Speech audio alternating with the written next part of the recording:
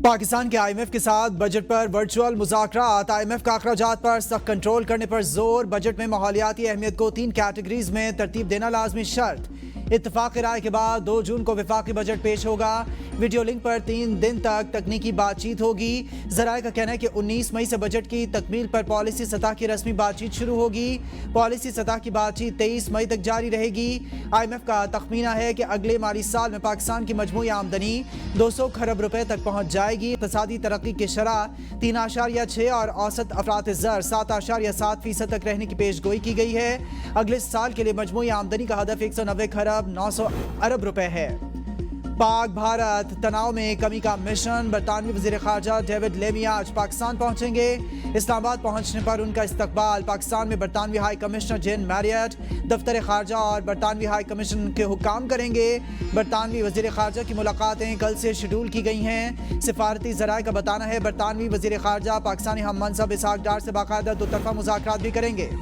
मोदी सुन लो, दोबारा हमला करने की कोशिश की तो मुंह की खाओगे। वज़ीर आज़म शहबाज शरीफ ने भारत को वार्निंग दे दी। अगले मोर्चों पर फौजी जवानों से खिताब में मोदी को मुखातिब करके ऐलान किया, अगर दोबारा कोई प्लान करोगे तो हमें तैयार पाओगे। दोबारा हमला करने का सोचा तो जो कुछ तुम्हारा बचा है वो भी ख़त्म हो जाएगा।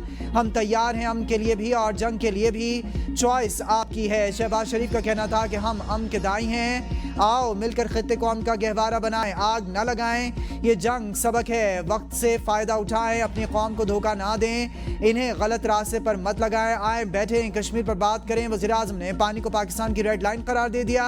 भारत को ललकार कर कहा, अगर हमारा पानी बंद करने का सोचा भी तो फिर खून और पानी एक साथ नहीं बहेगा। वज़ीर आज़म की भारत के खिलाफ अजीम फतह और कामयाबी पर मुसल्लह अफवाज को मुबारकबाद।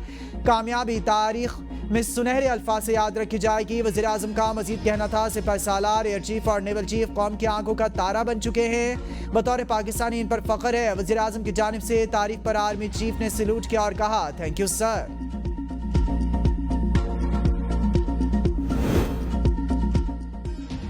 भारत की जानिब से दोबारा जारहत का इम्कान मौजूद है। अगर ऐसा हुआ तो पाकिस्तान भरपूर जवाब देगा।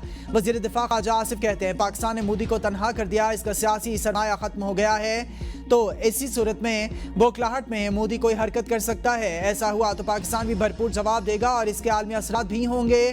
भारत के दस्तों की जानिब से भी मोदी को हिमायत नहीं मिलेगी। सीज़ फायर के लिए हमारे ऊपर कोई दबाव नहीं था। अमेरिका समेत तमाम दोस्त ममालिक हमारे साथ ऑन बोर्ड थे। दोस्त ममालिक सीज़ फायर के हक में थे, इसलिए हमने सीज़ फायर की। सदर मुमलिकत आसिफ अली जरदारी का CMH रावलपिंडी का दौरा, जख्मियों की अयादत की। कहते हैं कि हमें अपने बहादुर जवानों की कुर्बानियों पर फ़ख्र है। पूरी कौम अपने सिपाहियों और शहरियों की कुर्बानियों को सलाम पेश करती है। पाकिस्तानी कौम ने दुश्मन की जारहत का डट कर मुकाबला किया। भारत का रवैया जारहाना, शिद्दत पसंदाना और इलाकाई अमन के लिए ख़तरा है। हिंदुत्वा नज़रिए से पूरे खित्ते की सलामती को शदीद ख़तरात लाहिक हैं। वर्ल्ड बैंक के भारतीय निजात सदर की भारत में बैठकर भारत पर तनकीद। कहते हैं कि सिंतास मुआहदे में इसे यकतरफा मुअत्तल करने या ख़त्म करने की कोई शक नहीं है। मुआहदे में तब्दीली या इसे ख़त्म करने के लिए पाकिस्तान और भारत का मुत्तफ़िक होना ज़रूरी है। अमरीकी मीडिया को इंटरव्यू में वर्ल्ड बैंक के सदर अजय बग्गा ने कहा है कि भारत ने तकनीकी तौर पर मुआहदा इल्तवा में डाला है। सिंतास मुआहदे में आलमी बैंक का किरदार एक सहूलतकार का है, ना कि सालिस का। यह मुआहदा खुद मुख्तार ममालिक के दरमियान है। वर्ल्ड बैंक को यह इख्तियार हासिल नहीं कि वो भारत और पाकिस्तान के दरमियान तनाज़ात में कोई फैसला करे या मुदाखलत करे।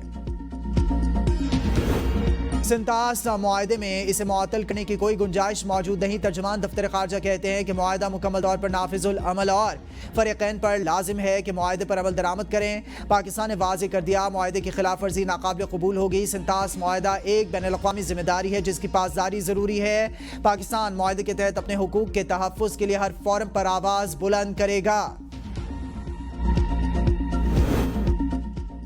अमरीकी सदर का एक बार फिर पाक भारत एटमी जंग रुकवाने का बयान। इंटरव्यू में कहा कि मेरे ख्याल में ऐसा वक्त पहले नहीं आया कि एटमी जंग का इतना खतरा हो। जो हो रहा था वो मुझे अच्छा नहीं लगा, जिसके बाद अमरीका भारत और पाकिस्तान के साथ बातचीत में शामिल हुआ।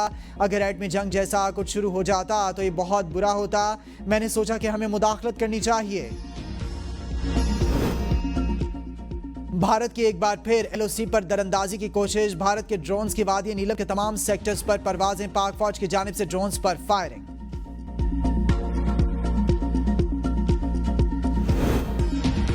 مارکہ حق میں بھارتی جارحیت کے خلاف شاندار دفاع پر بہاولپور کے عوام سڑکوں پر آ گئے. افواج پاکستان سے محبت کا خوبصورت اظہار. فوجی جوانوں پر گل پاشی, پھولوں کے ہار پہنائے اور ان کی بہادری کو سلام پیش کیا. پاک فوج زندہ باد, بھارت مرد آباد کے فلک شگاف نعرے لگائے. ریلی میں بزرگ, نوجوان اور بچوں سمیت سب شریک تھے. کوئٹہ میں جی او آئی فے کا اسرائیل مرد آباد ملین مارچ اور جلسہ آج ہوگا. تیاریاں مکمل کر لی گئیں. سیکیورٹی کے لیے پولیس سمیت جے یو آئی کے 3000 سے زائد رضاکار تعینات ہوں گے. جمعیت علماء اسلام کے امیر مولانا فضل الرحمان جلسے سے خصوصی خطاب کریں گے. ہری پور میں جی ٹی روڈ پر ٹریفک حادثہ, 3 افراد جاں بحق, 1 زخمی. لاشوں اور زخمی کو ٹراما سینٹر منتقل کر دیا گیا. پولیس کے مطابق حادثہ تیز رفتاری کے باعث پیش آیا. چنیوٹ میں پولیس اور ڈاکوؤں کے درمیان مقابلہ, 2 ہلاک, 5 ڈاکو واردات کے بعد فرار ہو رہے تھے. پولیس کے تعاقب کرنے پر فائر کھول دیا. حسب روایت پولیس اہلکار محفوظ رہے. 2 ڈاکو اپنے ہی ساتھیوں کی فائرنگ سے ہلاک ہو گئے. ہلاک ملزمان کے خلاف اقدام قتل, راہزنی اور چوری سمیت متعدد مقدمات درج تھے.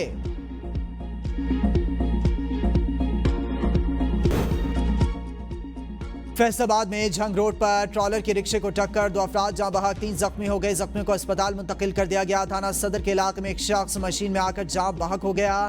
متوفی مشین پر کام کر رہا تھا. اچانک ہاتھ مشین میں آنے سے پھنس گیا.